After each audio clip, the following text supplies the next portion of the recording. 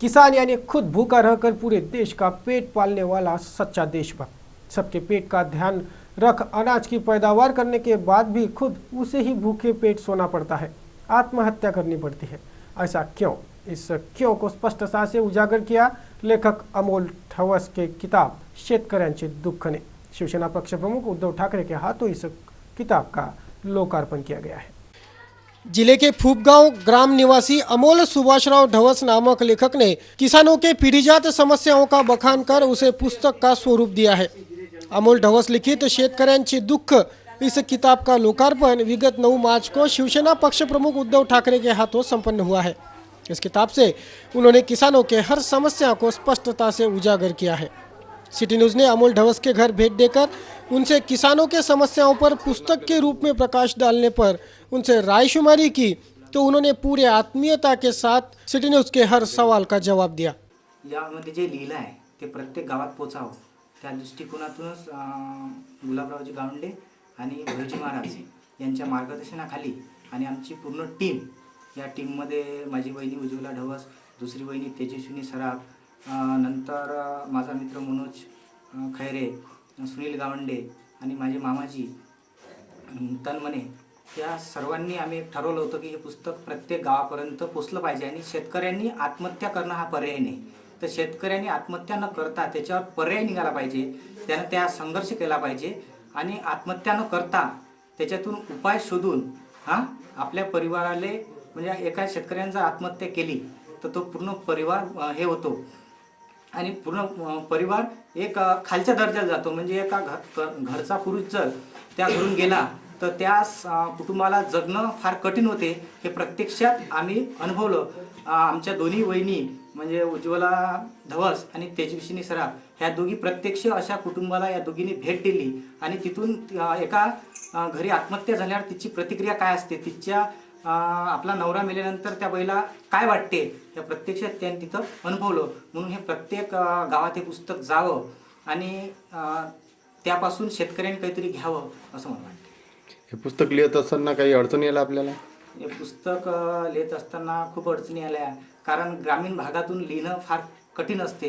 कारण हे फालतूच लिहिते बा, याच्यात काही तथ्य नाही किंवा याच्यापासून कोणता फायदा होणार नाही, घरातल्या पोरांना सर्व्हिस करावी, लग्न करावं, हेच फक्त खेड्यात एक पद्धत आहे। पण मी जेव्हा गुलाबराव गावंडेपाशी 1 वर्ष राहिलो आणि भैरजी महाराजच्या आश्रमावर मी जेव्हा गेलो तेव्हा त्यांच्याकडून मला वाटलं की दुसऱ्याला देण्यात, दुसऱ्याला मोठं करण्यात किंवा समाजाला देण्यात किती समाधान असते। उदाहरणार्थ माझे जे गुरु आहे भैरजी महाराज, आज भैरजी महाराज दररोज 1200 किलोमीटर प्रवास करते केवळ लोकांसाठी ज्ञान देण्यासाठी।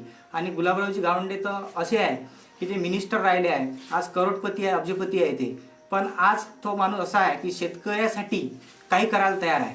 शेतकरी त्याच्या घरी जर एखादा शेतकरी जरी गेला की माझ्या मुलीचं लग्न करायचं आहे बा, किंवा मला कोणती अडचण आहे, दवाखान्यात काम आहे, तर लगेच ते पैसे काढून देतात, त्यांच्या घरी जातात। म्हणून या लोकांचं जो हे आहे मार्गदर्शन आहे आणि त्याची काम करायची पद्धत आहे ते मला 1 वर्षात मी शिकलो की समाजासाठी काय केलं पाहिजे। समाजासाठी जर आपण काहीतरी केलं तर त्याचं फळ एक चांगलं समाज आपल्याला देऊ शकते। म्हणून मी हे लिहिण्याचं काम हाती घेतलं।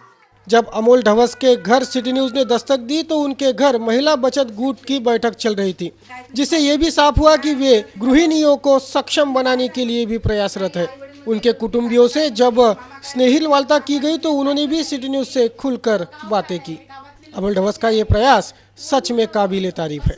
अपयश मिळालं त्यावेळेस आम्ही समाजसेवा करायचं ठरवलं। मग समाजसेवा कोण्या कार्यामधून करायची बा, काय करायचं, त्यावेळेस एक दुःखाचं चित्र उभं राहिलं, ते म्हणजे शेतकरी।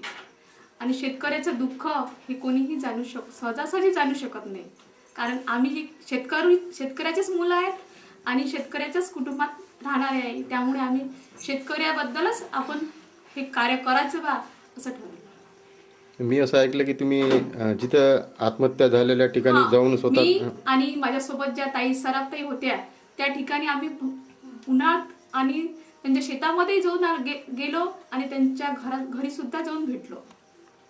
आत्महत्या झाल्यानंतर त्यांच्या घरातला कलर काही सांगू शकता? कलर म्हणजे जी, आणि समजा एका बंडीला दोन चाक असले, त्यामध्ये जर एक चाक खसल्या गेला तर ते बंडी चालू शकत नाही किंवा ते गाडं चालू शकत नाही। त्या गाड्याला 2 पायाचे दोन्ही यांचा जूड हवा असतो, तर ती स्त्री तिच्यावर तर आभाळ कोसळलेलं असतं. अशा वेळेस ती आपल्या कुटुंबाला, आपल्या कुटुंबाचं संगोपन करणं किंवा मुलांचं शिक्षण या माध्यमातून ती काय करू शकते, यावेळेस जेव्हा तिचं दुःख पाहिलं तेव्हा माझ्या डोळ्यात अश्रू निघू लागले. तेव्हा तरी यावं ना. आता हे पुस्तक प्रकाशित झालं उद्धव ठाकरे यांच्या हस्ते, आणि हे जर लायब्ररीत कंपल्सरी झालं तर आपल्याला कसं वाटेल?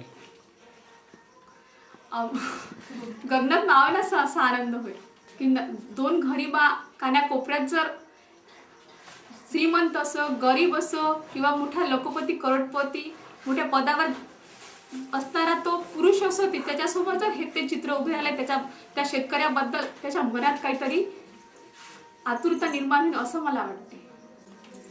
मुखपृष्ठाबद्दल काय विशेष असं काही मेहनत घ्यायला लागली का तुम्हाला?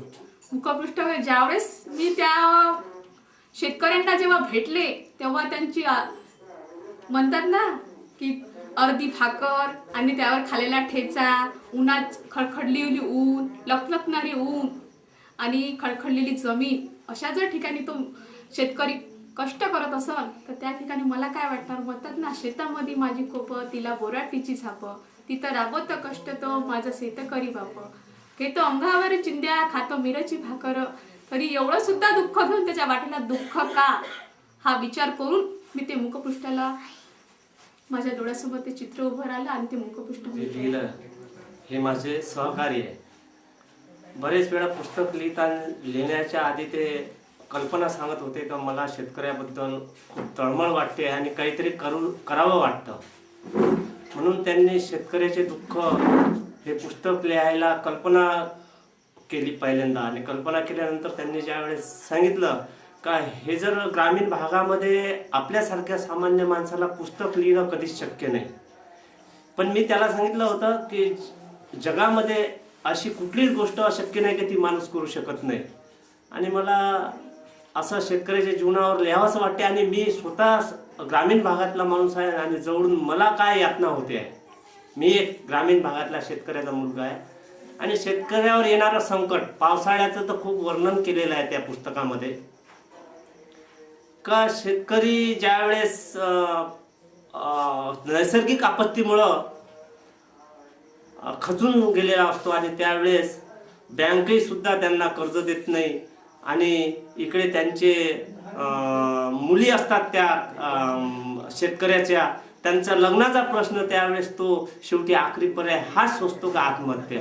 आणि ज्यावेळेस हा आत्महत्या करतो त्यावेळेस त्या घराची काय दशा होते हे सविस्तरपणे वर्णन त्या शेतकऱ्याच्या दुःख या पुस्तकामध्ये लेखकांनी अतिशय स्पष्टपणे वर्णन केलेलं आहे.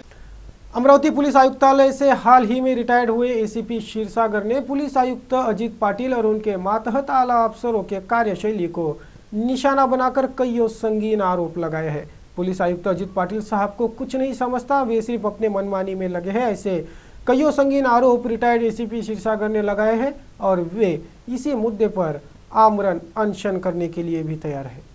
ह्या साहेबांचं वैशिष्ट्य असं आहे, हे माझ्या लक्षात आलं की यांना येत काहीच नाही, हे तपासामध्ये शून्य आहे. हे तपासाबद्दलचं मार्गदर्शन शासनाने काढलेला आदेश, विधी अधिकाऱ्यांची मदत घ्या, याचा फायदा घेऊन विधी अधिकाऱ्याची मदत घेण्यासाठी त्यांच्याकडे कुठलेही प्रकरण लावून टाकतात आणि ते प्रलंबित ठेवलं जातं. प्रलंबित प्रकरण राहिले की त्याचा पुढे काही निघत नाही. माझं म्हणणं असं आहे की रेशन कार्डचं प्रकरण असो किंवा औषधाचं प्रकरण असो, जे माझ्या पिरियड मध्ये घडले, याच्यामध्ये जर ओपन हँडच मिळाला नाही ठाणेदारांना तपास करायला, तुम्ही प्रत्येक गोष्टीमध्ये विधी अधिकाऱ्याचं मार्गदर्शन घ्या किंवा स्वतः काहीतरी उलट सुलट सांगायचं आणि म्हणायचं हे असं करा. इव्हन माझं 376चं प्रकरण घ्या किंवा इतर जे 376चे प्रकरण तपासामध्ये आले आहेत, इव्हन मनीष पेठेचं प्रकरण घ्या आत्महत्येचं, याच्यामध्ये जर तुम्ही एसीपी ना, तुम्ही पीआय ना योग्य प्रकारे तपासच करू दिला नाही तर काय होणार? सीबीआय इन्क्वायरी डोक्यावर येऊन बसली. सीबीआय इन्क्वायरी येण्यापूर्वी तुम्हाला हे कोणाचं काम होतं, दोषी कोण आहे शोधून काढणं, हे आयुक्तांचं काम होतं, डीसीपीचं काम होतं. त्यांनी तात्काळ रिपोर्ट देऊन त्याच्या विरुद्ध कारवाई घ्यायला पाहिजे होती. तुम्ही कारवाई करायच्या ऐवजी तुम्ही त्यांना कंट्रोल रूमला अटॅच करून घेतलं.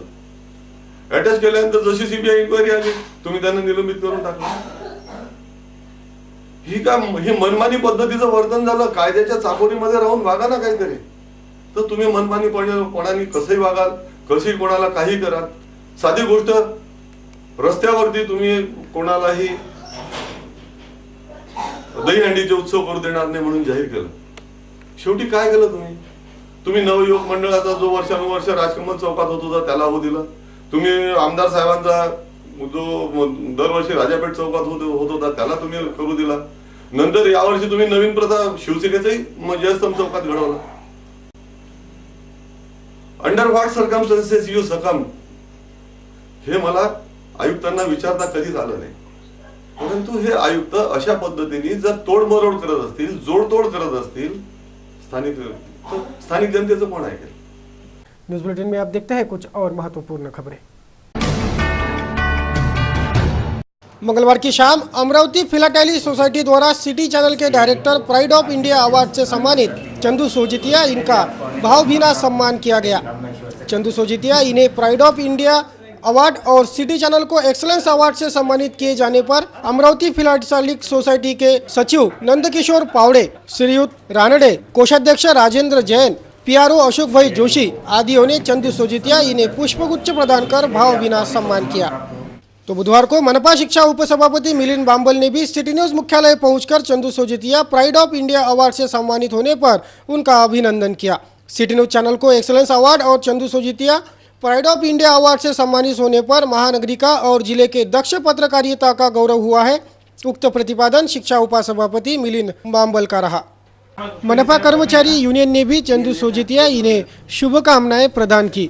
मनपा कर्मचारी यूनियन के सचिव प्रहलाद कोतवाल इन्होंने चंदू सोजितिया इन्हें पुष्पगुच्छ प्रदान कर प्राइड ऑफ इंडिया सम्मान से सम्मानित होने पर उन्हें स्नेहिल बधाइयां दी। बुधवार की शाम शहर के सक्करसात चौराहे पर सक्करसात मित्र मंडली ने प्राइड ऑफ इंडिया चंदू सोजितिया इन्हें भावभीने सम्मान समारोह में पुष्पगुच्छ प्रदान कर और मिठाइयां बांटकर सम्मानित किया।